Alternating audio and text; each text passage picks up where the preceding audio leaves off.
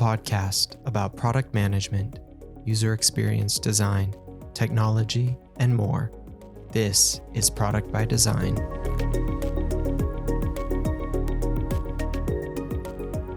All right, welcome to another episode of Product by Design. I am Kyle, and today we've got another awesome guest, Roni Burgener. Welcome to the show, Roni.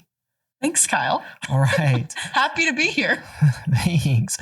All right, Roni, let me introduce you really briefly, and then we'd love to hear about some of your background. So Roni is a biological and chemical engineering grad with what you describe as dog years of experience in your first 4 years of tech. So yeah, well, that's how my mentor describes it. Okay. And so I just stole it from her. You know, sometimes that helps to have somebody else write your elevator pitch for you, you know, because they're willing to say things you maybe wouldn't say. So that's where that came from. I love that. I think that's a great way to describe it. And you currently are an engineer with a focus in data pipelines, data analysis, capacity planning, and also a podcast host, and with experience in, like we mentioned, technology, telecommunications, and startups. So that is a very fascinating background. And why don't you tell us more about yourself? Okay, so basically, I've been with my fiance since we were in high school. And so he's a year older than me. He graduated high school, went to college at CU. And then I finished high school, graduated, went to college at CU. And when you're a woman in high school, at least for women my age, if you're good at math, people are like, you've got to study engineering. You'll definitely get a job. It'll be so easy for you to get a job. People love women engineers. So I'm just like, whatever, that sounds good. So go to college, study engineering. I'm studying environmental engineering. My fiance, at the time boyfriend, studying chemical and biological engineering. And he starts talking shit like, oh, am I allowed to say shit on this? There's no rules here. So okay. He's talking shit, saying that his major is the hardest major. It's so much harder than environmental engineering. And I'm the type of person that if you're going to say something like that to me, I'm going to the office and switching my major like today. I wasn't married to anything. So I went and I was like, I'm studying chemical engineering because my boyfriend thinks it's so hard. So switch to chemical engineering.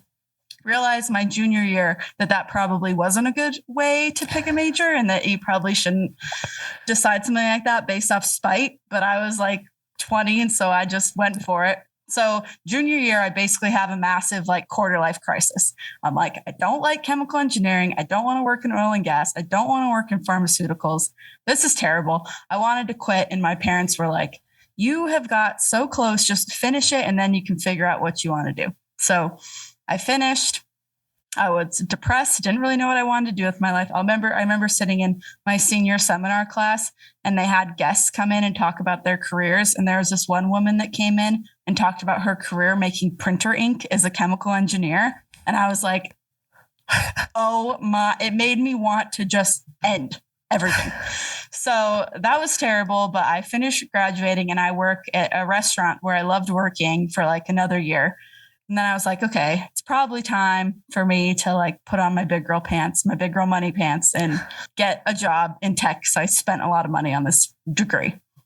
So I have no idea what I want to do. I'm thinking that I have like no options. I'm really down on myself. And that's when I met my mentor, Wendy, who I now do the podcast with.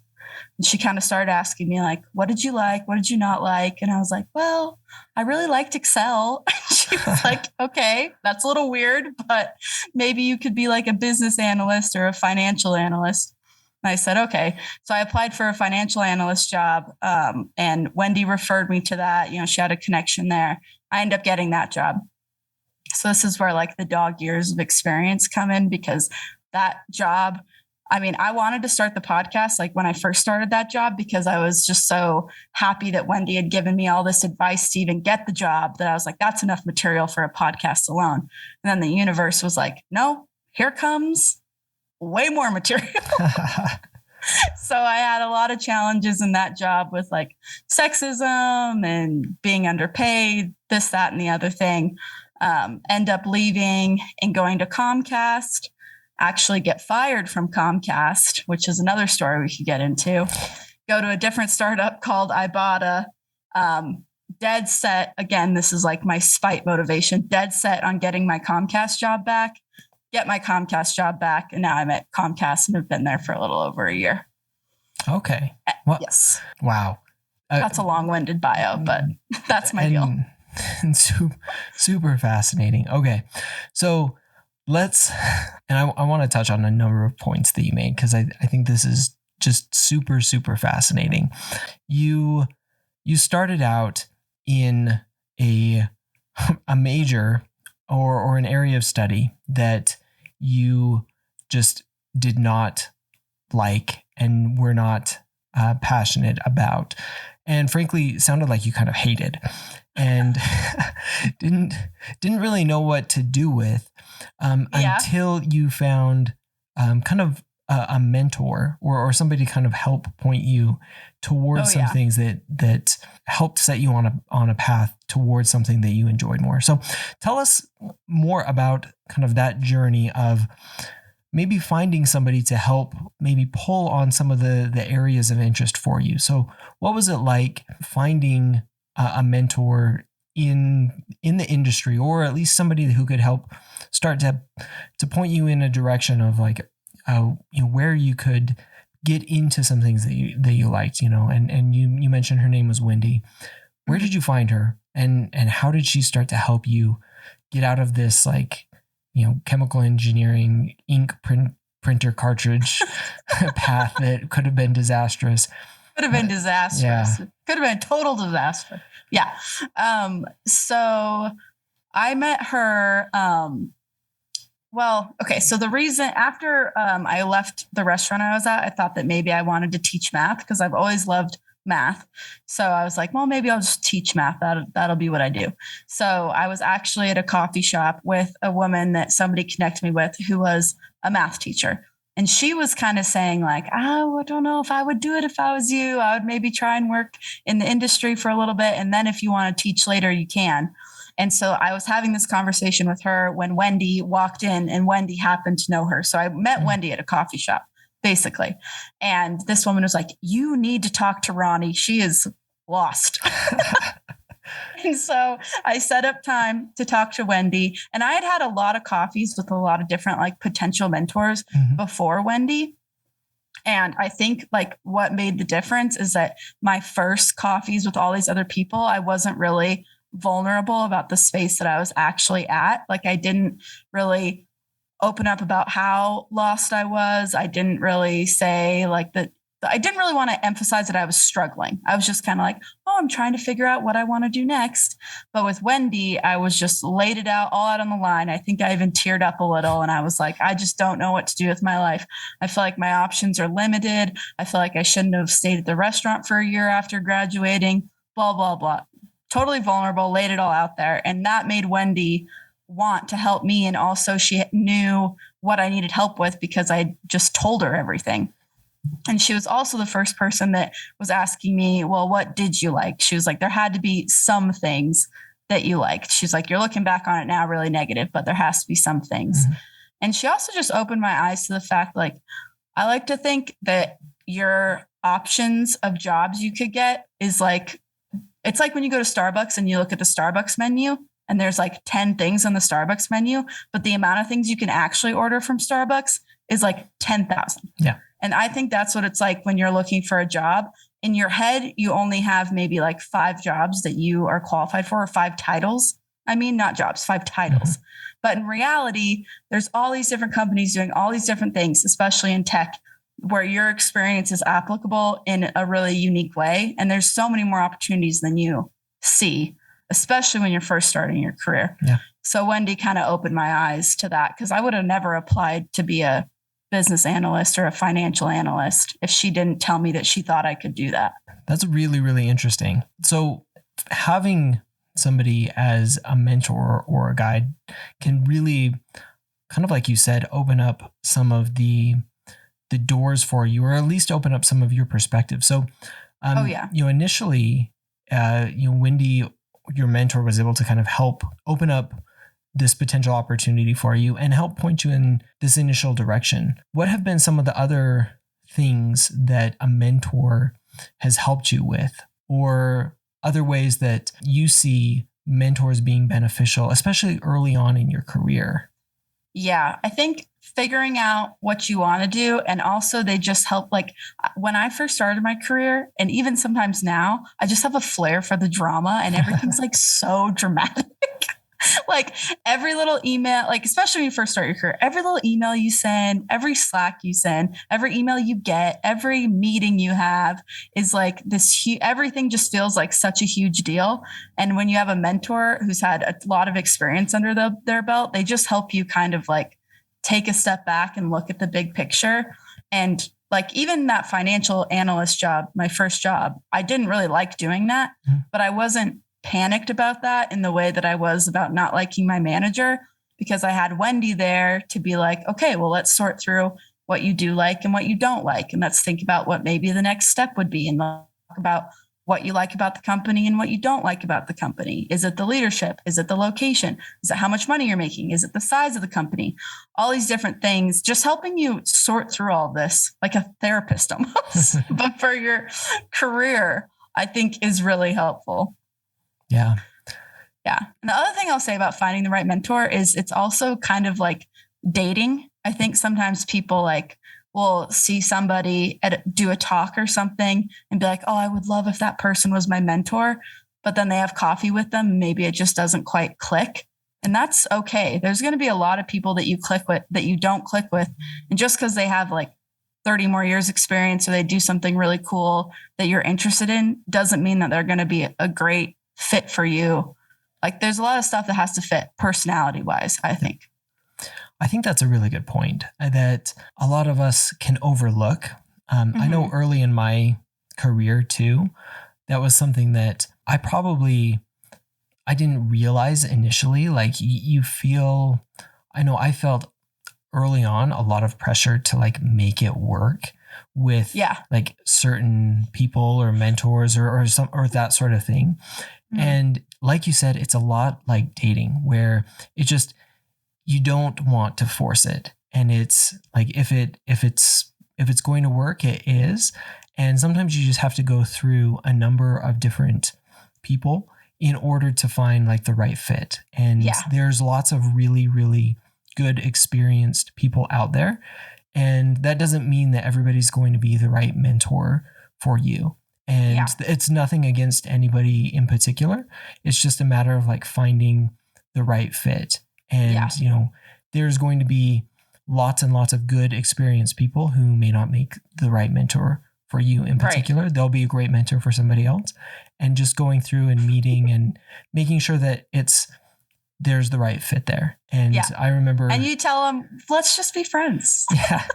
And and it doesn't have to be like super weird, it's just like, hey, it doesn't, this isn't, this isn't the right fit. And you can still get advice and that sort of thing from somebody periodically, but it's not like that more in-depth mentor relationship where you're working with them regularly. It's more, it becomes more of a periodic advice, or, you kind of touch base with them and get some advice or that sort of thing. But you get more, you work more closely with a mentor more regularly. And that's the kind of thing that you're looking for. So it's definitely. Yeah. It's something to keep in mind, because it may feel weird, especially early in your career, as you try and find that right fit. I know I went through that exact same thing early in my career, and I felt very, very self-conscious about it. Like when it wasn't working, I'm like, oh no, what should I do? Like, do I need to just like make this work, or let's meet for coffee twice a week instead of once? Yeah. Like opposite of what you should do. Exactly. Rather than like let it go, you're like, oh no, I need to let it go. No, exactly. Yeah. But when you do find someone that you click with, I mean, it's awesome, because eventually that relationship just becomes a friendship, which is like the best part of finding a really good mentor. Yep. Because now you have a friend. Yeah, exactly. And you kind of know it, and you just like keep working more closely and getting that advice and getting the help that you need. And like you said. Well, and it becomes a two-way relationship in ways that you don't expect. Like that definitely was my relationship with Wendy. It started out with her, helping me, but I got the advice early in my career that like any networking event you go to or any mentorship you're pursuing, like you should think of it as a two-way street. You don't want to just be a taker. You want to be a giver. And when you're looking for a mentor, it's not going to be obvious how you're going to be a giver at the beginning, but eventually as that relationship develops, you will be a support system in a way that you weren't anticipating, which is a really neat thing. Yeah. Yep. Absolutely. Yeah. Tell us a little bit more about, how you've engaged in particular with Wendy, your mentor. Like, what have been some of the interactions that you've had, and especially as that mentoring relationship grew and developed, and you kind of alluded to it, it's become more of a friendship and has even developed, I guess, spoiler alert, into a podcast that you guys do together. So tell us more about that. Yeah. So, when I first met Wendy, it was definitely a one-way relationship, like I said. But I remember after my first coffee with her going home, I lived with my parents at the time, and I went home and I remember telling my mom, oh my God, I just met like the most amazing woman. We had a really like good conversation. I think she really wants to help me. And my mom was like, do everything she says when you say you're going to do it. She's like, follow through and follow the advice. She's like, even if it doesn't really make sense to you, the point of having a mentor is that they're probably going to have you do some stuff that you wouldn't think of yourself because they're the mentor. And so I said, okay. And everything Wendy asked me to do, I did. And then when I got my first job, I remember being like, I have to thank you. I'm taking you out to lunch. And she like thought we were going to go out to a nice lunch. And I was, it's my first job. I'm making like 40 something a year. I'm not exactly rolling in it. And so I was like, I'm taking you to Panera Bread. So we went to Panera Bread and I was thanking her and stuff. And she goes, honestly, I have people who pay me for career coaching services that don't do everything I tell them to do. And they're paying me, and you did everything and you weren't even paying me. And I said, well, that's because my mom said that I had to. And she was like, well, that's good advice. You got a good mom. And so that's kind of, another piece of advice I would say is that if you find someone you do click with, actually take the advice and follow through and do what you say you're going to do, because that'll make that person want to keep, helping you. But after I just enjoyed spending time with her so much, and I basically wanted to share all the advice she had given me with more people. So that's when I pitched the idea of us doing the podcast. But the original idea was, I was like, you need to have a podcast. I'll edit it for you and produce it and whatever. And she was like, I'm not doing it if you're not doing it. And I was like, okay.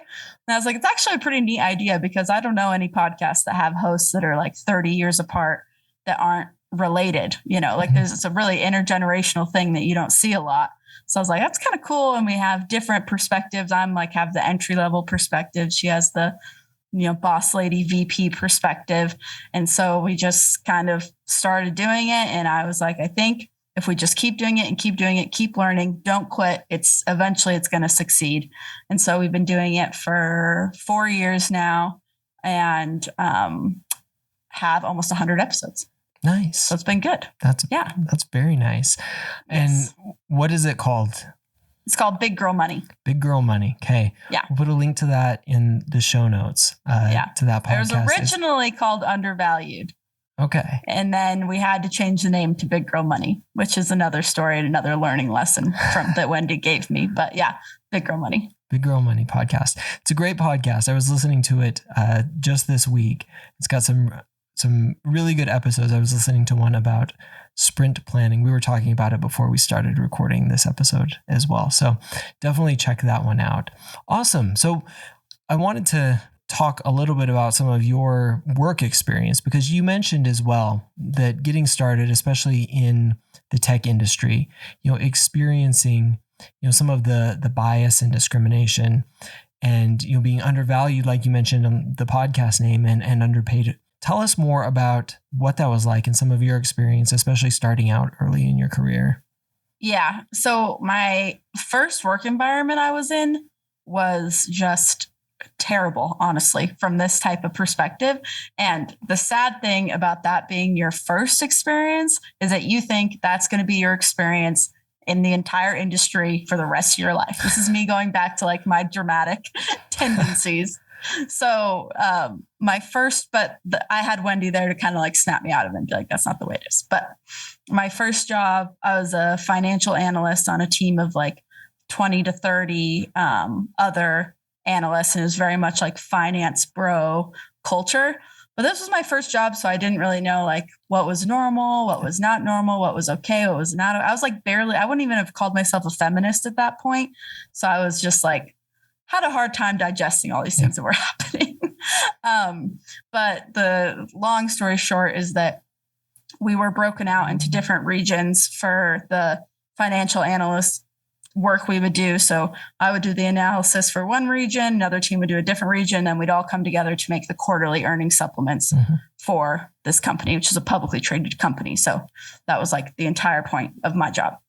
So I was on one region and my boss ended up leaving and my coworker ended up leaving. So I ended up doing this kind of all by myself. I didn't have any finance experience whatsoever. Like in retrospect, I should not have been hired for this job. So I'm here trying to figure this out by myself. So I call my buddy who's my college buddy who had studied finance. I was like, you have to bring me your textbooks. And he was like, okay, I'm coming. So he like drove over and brought me a bunch of his textbooks. And I was like highlighting stuff, like trying to figure out what the hell a balance sheet was, what the hell a P&L was. So I ended up figuring it out. And we have our first, and halfway through this quarter, another person was hired and another woman. So now I had two of us, and we happened to be on the same team. So the quarterly earnings supplement comes around and we have our first meeting to review it with the CTO, which is a really big meeting. It's like the meeting that we've done all this work for. And I don't get invited to the meeting, but all of my male coworkers do, and all of their male interns do. And I have an intern who's a woman also. I think they just gave me all the women. They're like, she's a woman, you're a woman, you guys all hang out. And me and my team didn't get invited. And so I was like, that seems weird. Like these stupid interns are just dicking around all day playing ping pong, get to go. I don't get to go. So I talked to Wendy about it and she's like, you need to say something. So we have a meeting to review that meeting. And I basically said, hey, am I going to be able to attend the next meeting? And my boss at the time said, yeah, you can come if you don't type too loud with your long lady nails. And I was like, what is happening? I was like, okay, I might not know what's okay and not okay, but I know that one's not okay. So I had a big hubbubaloo about that, end up in the Thunderdome, which is what I call like meetings with HR because I have had so many bad experiences with HR. Just have a big long saga at this company, find out I'm being underpaid, this, that, and the other thing. Wanted to rage quit so many times, but Wendy like helped me hang in there until I could find another job. But every job I've had since then has had some issues with, some of that same stuff, but none has been as blatantly bad as that was. But in a way, I'm kind of glad I went through that because it definitely shaped like who I am as a person, shaped how I approach work, how I think about work, and also just made me aware of so many problems that not only women, but like minorities, people with disabilities, whatever it is, have at some of these cultures that are just insane in corporate America, especially in tech. Yeah. So I was pretty sure I wanted a podcast before that experience. And then after that experience, I was like, okay, we definitely need to do the podcast. I keep shaking my head at that. It's so terrible, but unfortunately not that surprising. So what have been some of the main things that you have taken both from that experience and from some of your other experiences in order to, I guess, both learn from it and to help others learn from it as well? Yeah. One of my main takeaways from that first job is I like took so much of that personally and took so much of that home with me. And it made me have like, for the first time in my life, really bad problems with anxiety and depression and just my overall health. I like took so much of that, just carried it around with me every day and harbored so much anger about it and made it so much about me. And I learned throughout that process that it's not really about me personally. It's those people's problems, and that doesn't need to impact my confidence. And that doesn't need to impact the way I view the world. I mean, it even made me like, I was at a point where I was dealing with all these like microaggressions and all this bullshit that I basically was walking around like waiting for somebody else to say the wrong thing, waiting for people to hurt my feelings, looking for things to offend me. And that's like no way to live at all. It's terrible to live that way, but it's kind of like a defense mechanism you put on when you're in that type of environment. And so I basically learned just to kind of like shed that armor a little bit, and that it's okay if something hurts my feelings, but to remember that's not about me. And I don't have to let this make it so that now I'm making assumptions about everybody else. And that was like a really big thing for me when I went to my next job. I was like, I want to have this job with like a clean slate. I don't want to be like walking into a meeting where I'm the only woman there, already assuming that it's going to go bad and already assuming somebody's going to say something to me. Like I basically learned that there's a difference between like awareness of that type of stuff and then being on the hunt for that type of stuff. And I didn't want to be on the hunt anymore. I just wanted to be aware, because that stuff shouldn't have to impact me so much. That's not fair. So yeah, no, that makes a lot of sense. You mentioned, Wendy kind of helping you not rage quit as much as you would have wanted to, and probably had a right to in many of those circumstances. What advice did she give you, and what advice would you give others in a similar situation, or even if it wasn't as bad, dealing with some of the same things that maybe you dealt with or have dealt with in other places?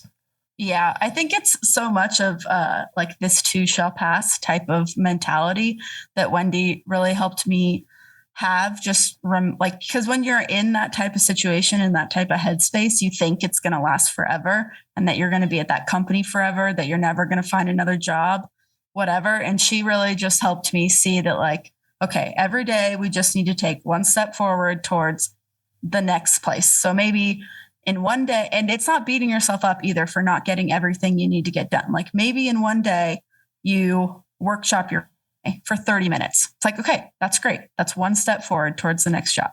Or maybe you set up coffee with somebody at a company you really like. That's perfect. That's one step. And eventually you will be in that different place, and it's temporary. And Wendy really like had to remind me of that, and my family, my friends, like my mom, of course, like I love my mom. So my mom was definitely helpful with that too. Just remembering that those types of situations aren't going to be there forever, I think is huge. Yeah. And what do you look for in, I guess, other company cultures? And what do you hopefully look for, I guess, going forward to make this not as big of a problem, or to hopefully eliminate this as a problem in the near future? Yeah, I think just looking out for like red flags, because, well, first of all, you have to ask bigger questions in your interview process than like, oh, what are your diversity and inclusion initiatives? Because every company has one. It doesn't mean they give a shit about it. It just means that they have it.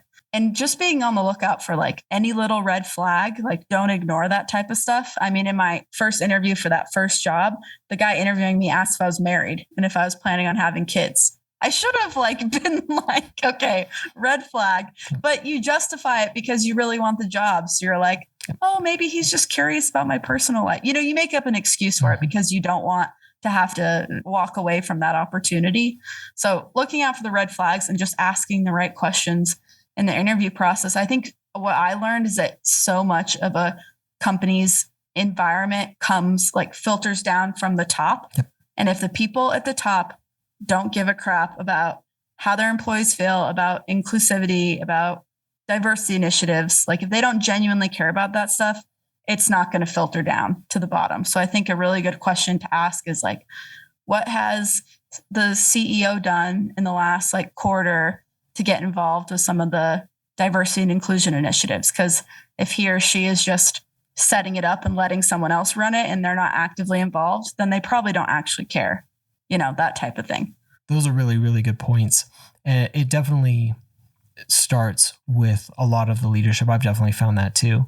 What they care about and what they're doing, because they can talk a lot about things, but if they are like kind of like you mentioned earlier, like super bro culture or like bro mindset, even today, like that will filter all the way down throughout the culture. And it's crazy because and when you're entry level, you might not even see the CEO or, hardly ever interact with them, but they affect your work life so much. Like them caring about that stuff's really important for you personally, way more than I realized when I started my career, for sure. Yeah.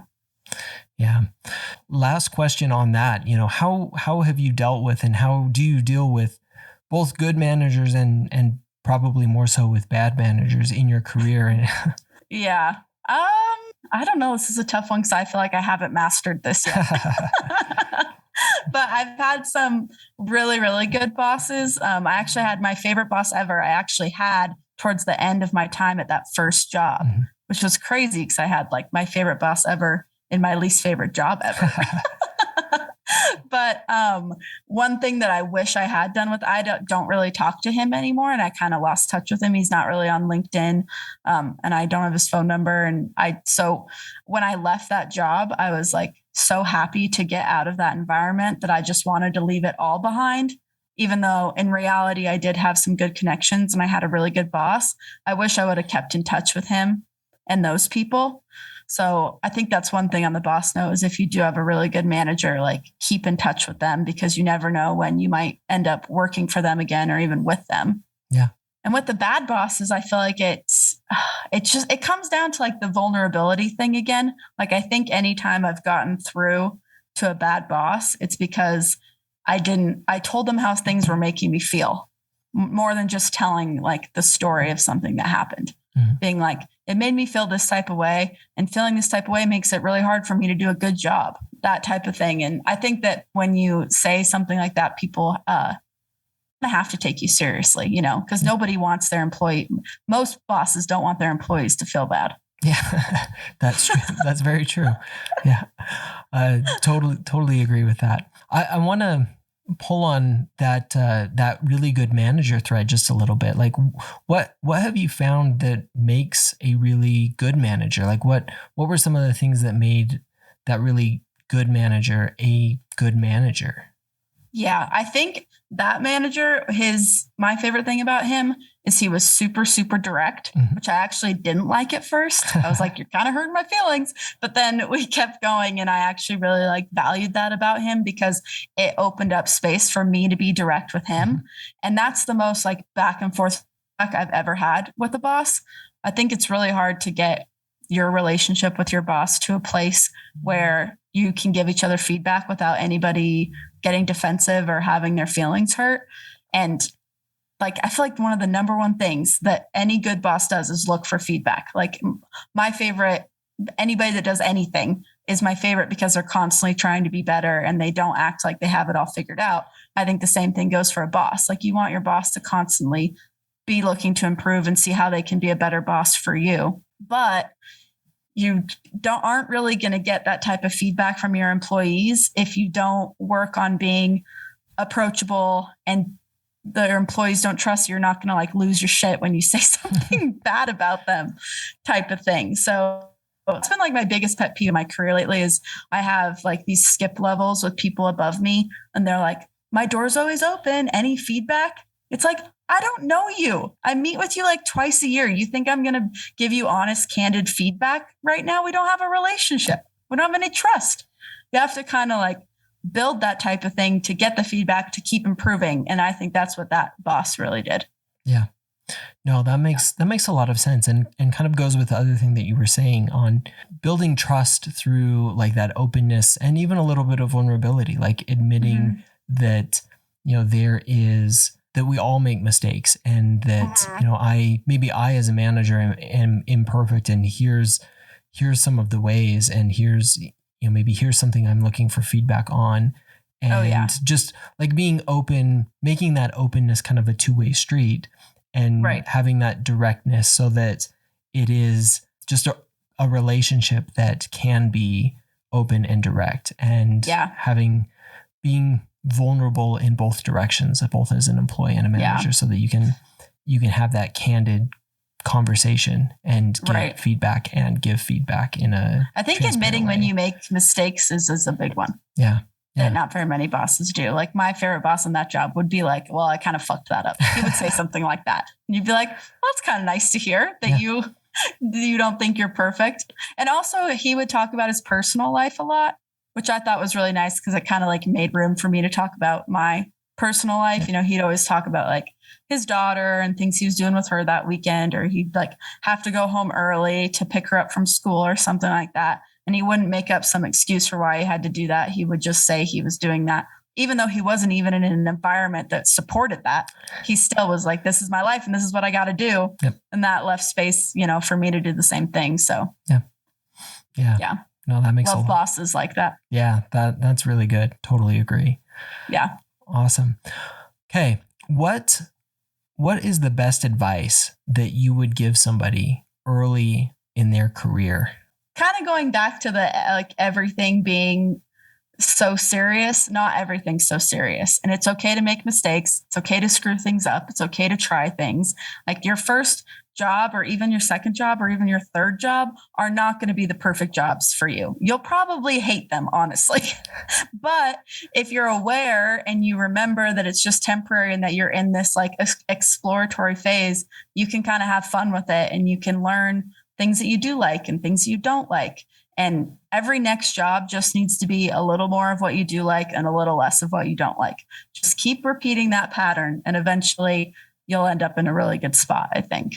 And just try different things, like be a little bit of a social butterfly, get to know people doing different things and don't tell yourself that you can't do anything. Let somebody else tell you you're not qualified for something. Don't be closing doors on yourself, especially when like a lot of these jobs, when you first start your career, are entry level. And a lot of people that do them also don't have experience in them. So you can try them out and be at the same place as somebody else.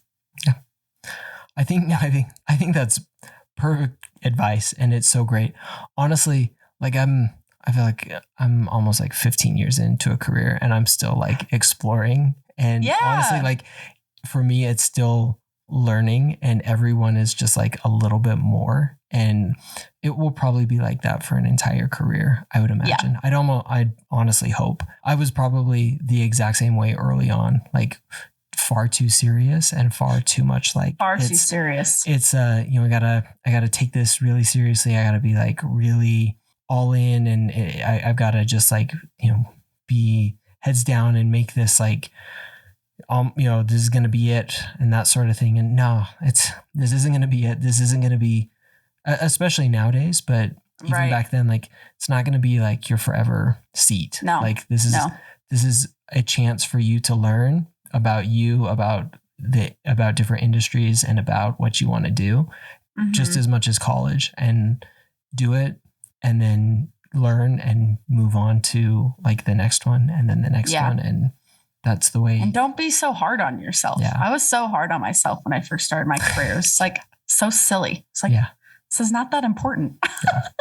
It's just work. You know what I mean? Wendy says we spend way too much time at work not to have fun. And I think that's a good phrase to remember for sure. Yeah. On a more morbid note, my fiance says anytime I'm like taking something too seriously at work, he's like, you could get hit by a bus tomorrow and they would just keep cruising. They wouldn't skip a beat. So why are you like getting so upset about this? Yep. It's not reciprocated by that company. And that's like sad. And I don't really like to give that advice because it's a little dark. But I think the underlying theme is true of like, we take ourselves way too seriously. And the next day there could be a reorg, or you could get laid off, or your project you've been working on could be pulled out from under you. Yeah. So don't make it your whole life and don't tie your entire worth into that job or that project. That's not healthy. Yep. Totally. Unless it's your own business, then maybe that's healthier. I don't know. Yeah. Marginally healthier, I guess. Yeah. Still, don't tie your whole worth to your work, because it really could at any time be pulled out from under you. And if that's what you've tied your worth to, then that could be pretty devastating. So that could be devastating. Yeah, for sure. Yeah. And life just happens in like seasons. I think this, like Wendy and I talk about this a lot too. There's going to be seasons where you're feeling on top of it. You're super productive. Your creativity's flowing. You're killing it. And there's going to be seasons where maybe you're going through a little depression, or maybe you got something personal going on. Maybe your dog died and you're sad, and you're not going to have the most productive few months, like nobody is on 100% all the time. And if we try to be, it's not going to be sustainable for our entire careers. Like I got to the point where I was feeling like I was burnt out. I'm fucking 27 years old. If I'm getting burnt out at this, that's not going to be good. We can't be doing that to ourselves. And we wouldn't treat anybody else like that either, is kind of the funny thing. No. Like we would never have as high of expectations for any of our colleagues or our bosses or our employees as we do for ourselves sometimes. Yeah. It's 100% true. Like if somebody was having a tough time, you would literally look at them and tell them like, just take some time, like get your mind right, and come back when you're feeling better.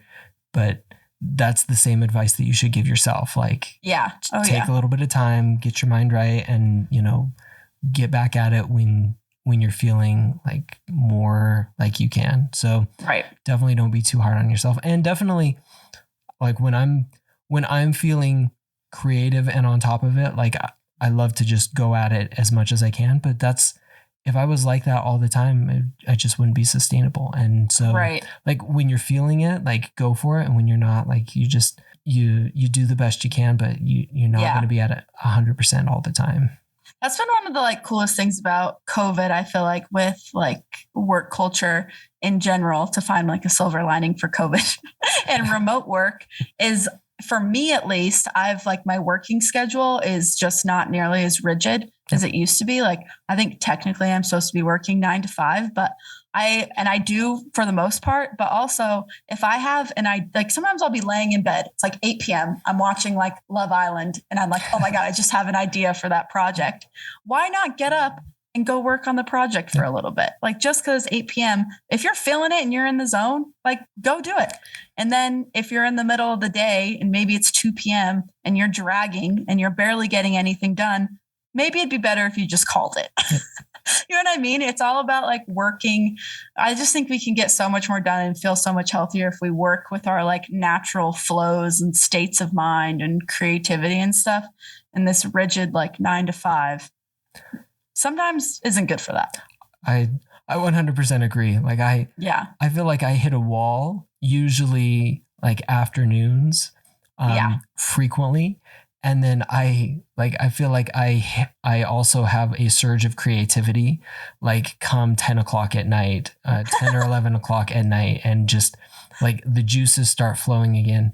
And that's probably, I don't know if that's like the healthiest thing, but like I drag and usually am very unproductive come mid-afternoon. But then like I will, as I'm winding down around nighttime, like things will just start coming again. I'm like, I got to sit down and like start writing ideas, or I'll come up to my computer before bed and be like, all right, I got to start mocking up some stuff, some designs, because like it's all just coming. I don't want this to leave me. Yeah, like I can't, because sometimes I'll be like, oh, I'll just do it in the morning. And then in the morning, I'll like wake up and be like, I don't really remember what I was thinking last night. And so I'm like, no, I have to do it before I go to bed because this is too good. And so I'll just sit down and like I'll start sketching stuff and be like, oh yeah, this is awesome. And then in the morning I'll be like, oh yeah, that was awesome. Like I'm glad I wrote that down because that's good stuff. And then I'll go through and like, finish it up. So anyway, work with those natural rhythms. I feel like for sure. Yeah. And then the next day, if you like got a lot done because you were feeling it at like 8 p.m. or whatever, the next day when you're dragging, you're not going to feel as like guilty about it because you crushed it last night. Yeah, exactly. So that's awesome. Well, that's that. There you go. That if no other advice, do that. Crush it when you're feeling the juices flow. There we go. Exactly. What do you think about a 4-hour work week? I have a coworker that's obsessed with the 4-hour work week. Her entire mission in life is to get her company to go to a 4-day work week. Oh, 4-day work week.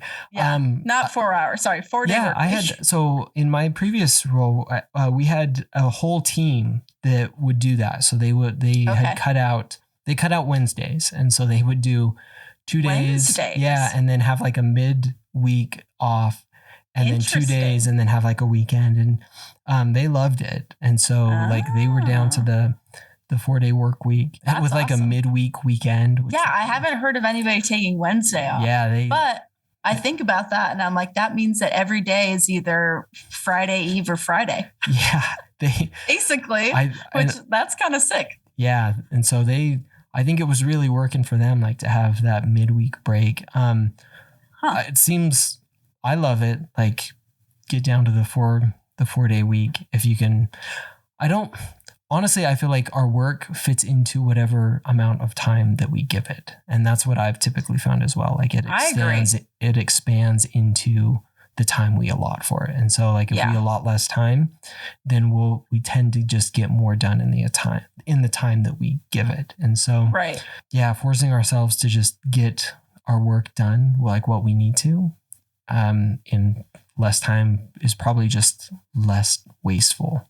So now, if you want to do the 4-hour work week, I had a friend who was like 4 hour. He did the book and like this was like years. That's why I was saying that. Yeah, he read the Tim Ferriss book. This was a long time ago, and he was like, he had this whole plan where he was just gonna like code away a whole bunch of his work, and he was really working, automate everything. Yeah, he was working towards that. He'd gotten a whole bunch of his stuff automated, and oh my god, this was a long time ago. But that's funny. Yeah, he had a plan. I don't know how far he got, but I've read about people doing it, and if you can do it, like, more power to you. That's crazy. Yeah, no, I'd be happy with just the 4 days. Yeah. I'll tell you, that would be awesome. Yep. Yeah, I don't know how many people would be down for Wednesday though. I like see the perks, but also I think people want a long weekend. So I don't know. I'd be curious. Yeah. Well, yeah, if you can shave off like the Monday or the Friday. We used to do a Monday, like a shave off that Monday. So, because Friday is like a fun day to be in the office. Or it used to be a fun day to be in the office. Like this was pre-COVID. And so we didn't want to like do a no in office Friday. Right. And so we would do Monday. But now that we're all home, like Friday would seem to make more sense to me. Like just take the long weekend early. But I went to the office for the first time in so long yesterday. And we had a blast. Yes. That was not even 4 hours of working that day, honestly. No. Yeah. We went out to lunch. We were getting coffees. It was awesome. Yeah. Yeah. The office now is, I was in the office. I've been to the office once in the past 2 years, and I'm going now. I work for a company that's fully remote. And so I will be in the office for a week coming up soon, where we're all getting together, but that's fun. Yeah. So that'll be good. See lots of people that I have never met in person, but yeah. I like coffee shop working. That's my like happy medium. Because working from home, it got old for me after a while. Yeah. I just have a hard time focusing, and I'm just like, not going outside all day. I'm like, this cannot be good for me. So now I go to the coffee shop. I like that. Yeah. No, that's a good one. Coffee shop, get out and take a walk, take the dogs for a walk, that sort of thing. Yes. Yeah. Yes. All right. Well, Roni, this has been a really, really, really, really great conversation. Let me end it with, I guess, 2 final questions for you. Have you read or watched anything interesting recently? Yes. So I read The Art of Gathering. We were talking about that a little earlier before we started recording. That's a book by Priya Parker. And the whole point of the book is basically how to have more intentional gatherings, whether they're work gatherings, personal gatherings. Like she talks about everything from dinner parties to conferences to meetings at work to weddings. That's like did I already say weddings? Did I say that twice? I got weddings on the brain. I'm getting married. Wedding. So, and that's the reason that I got the book is because it was like a gift for planning my wedding. But I love that book. She's like done so many cool, interesting, creative. She's a facilitator. So she basically comes up with all these creative ways to get people to kind of like shed their egos, shed their girl boss personas, their boy boss personas, and just kind of like show up to a meeting more vulnerable and like get the most out of it. So, and it's so cool. So it like made me want to throw a dinner party. I was like text Phil, like, come over for the dinner party. So that's been really cool. And then also I'm like a huge reality TV person. So I've watched like every reality show under the sun lately. I watched The Ultimatum. That was wild. Do you watch reality TV? I haven't watched too much reality TV. Oh, okay. No. I'm a reality TV junkie. That's my like guilty pleasure. So yeah, The Ultimatum on Netflix was really good. Now I'm watching Temptation Island. Okay. Awesome. Which is interesting. Do you watch that show? I haven't seen that one. No. It's terrible. The concept is horrible. They take 4 couples and they break them up and put them on separate islands. So all the guys go to one island and they bring in a bunch of hot single girls. And then all the girls go to another island and they bring in a bunch of hot single guys. And then every day they get to see one clip of their significant other, just one clip from the entire day doing whatever they're not supposed to be doing, basically. It's terrible. I shouldn't even be watching it, but I do. Nice. You can cut all the reality TV stuff if you want to. I was just trying to be honest. No, that's good. There you go. The 2 reality TV show recommendations. Yes. We'll have those in there for sure. All right. And last question is, we like to do a shout out or gripe. So you can pick or both of anything that you have used recently. Could be app or product or anything that you've liked or disliked. Okay. Oh, I got it already. Yeah. So this is a like. So my fiance and I have a rental property in Denver, and we just did the backyard in it. So we laid down a bunch of like fresh sod, but of course we don't trust the tenants to water it. And when you lay down fresh grass, you have to water it much. It's crazy. And we didn't want to pay for like a sprinkler system. So we have this smart sprinkler. This is the product. It's called the OTO. And it's so cool. It comes with an app. So you like program it when to water your grass, and it mounts to your wall. And then you just hook up your hose to it. So it's not even a sprinkler system like out in the yard. It's literally just like a machine mounted to your wall that shoots water onto your lawn, and you program it exactly like the area of the lawn where you want it to water and how many times a day. And then it checks the weather forecast. And so on days when it's going to rain, it won't water. Very nice. I love it. Yeah. No, that's awesome. It's a little like clunky. It's definitely like a Kickstarter type of product. So the app is a little like, you have to like kill the app like 3 times while you're doing it before it finally works. Like it's not the most perfect product, but the concept is pretty cool and so much cheaper than a sprinkler system. Yeah. No, that's awesome. I'll have to check that out. That's really cool. I have the fully fledged like smart sprinkler system installed at our house. Like I have got like the Beehive, and it's like fully automated, and the app and smart sprinkler system and everything. Like I'm fully in it and everything. But I love the sound of that. I actually might have to check it out for like the spot watering. Like if I need to do like just a little bit, because I love it. I love like automating all of that stuff, so I don't have to like think too much about it. Yeah. And well, you can even do it like on the app. You'll be like, this is my lawn. This is my rose garden. This is my veggies or whatever. And so then you'll be like, water my veggies. And from the wall, it'll like shoot water into your like veggie garden. No, that's awesome.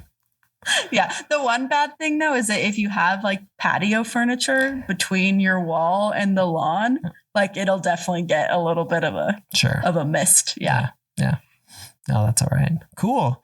Well, Roni, I don't have any gripes. I wish I had a gripe. No, that's all right. You know, we're keeping it super positive here at the end. So actually I do have a gripe. Okay. This is a silly gripe, but hot dogs are one of my favorite foods, and Parker and I are doing this renovation project. So we go to Home Depot a lot, and I usually get a hot dog.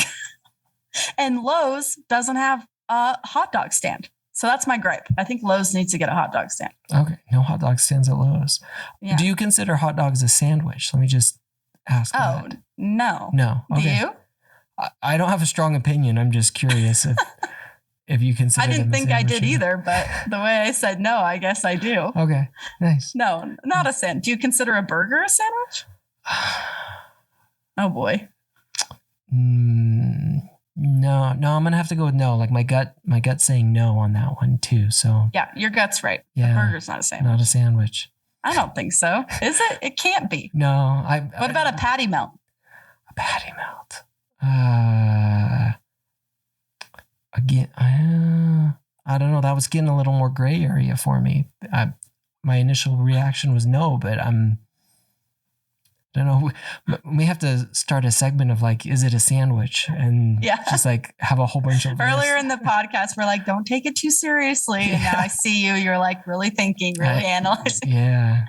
I'm going to start a list of like, is it a sandwich? And then just put everything that is like controversial. Is it a sandwich or not? And I think a patty melt is a sandwich. Okay. Because a patty melt's like on sandwich bread, but burger is on a bun. It is on a bun. Yeah. See, I think the bun makes it not a sandwich. Yeah. That's okay. The bun. That's just my initial analysis. I can get back to you with something more in depth if you need. Okay. Yeah, no, the bun might be the determining factor. I could buy into that. Okay, all right. My afternoon is going to be giving this more thought as to what makes a sandwich official. Good. Maybe you'll get up at 10 p.m. and do some design work around that. I probably will. This is like serious, like shower thought type stuff. Is like, what really makes a sandwich? Like existentially, like what are sandwiches? Existentially. Yeah, that's right. All right. Well, Roni, this has been an awesome conversation. I really appreciate it. Where can people find out more about you, your podcast, anything else that you do? Oh, definitely follow the podcast on Spotify or subscribe on Apple Podcasts, Big Girl Money. And we're also on Instagram at Big Girl Money, Facebook, Big Girl Money, LinkedIn, Big Girl Money. You can send me an email at biggirlmoneypodcast@gmail.com. And then I'm also on LinkedIn, Roni Burgener. So if you want to follow me on LinkedIn, but I post most of my stuff through the podcast. So I would say definitely check out all the ways to follow the podcast. I'm even on TikTok with the podcast. So nice. All right. It's a learning experience posting on TikTok. I'm very good at watching TikToks, posting TikToks I'm working on, but I am on TikTok. So. Yeah. It's a learning one for me too. So yeah. Awesome. Well, Roni, thanks again. Appreciate it. We'll put all of the links in the show notes as well. And it was great talking to you. It was great talking to you. All right. Thanks everyone for listening. Thanks again for listening. If you like the show, be sure to follow or subscribe on your favorite podcast app. You can follow the show on Twitter at prod_by_design. That's prod_by_design. You can follow me at Kyle Larry Evans on Twitter as well. If you want more product conversation, check out my newsletter, Product Thinking, at productthinking.cc. You can follow me on Medium at Kyle Larry Evans as well, or check out my Medium publication, Product by Design. Thanks again.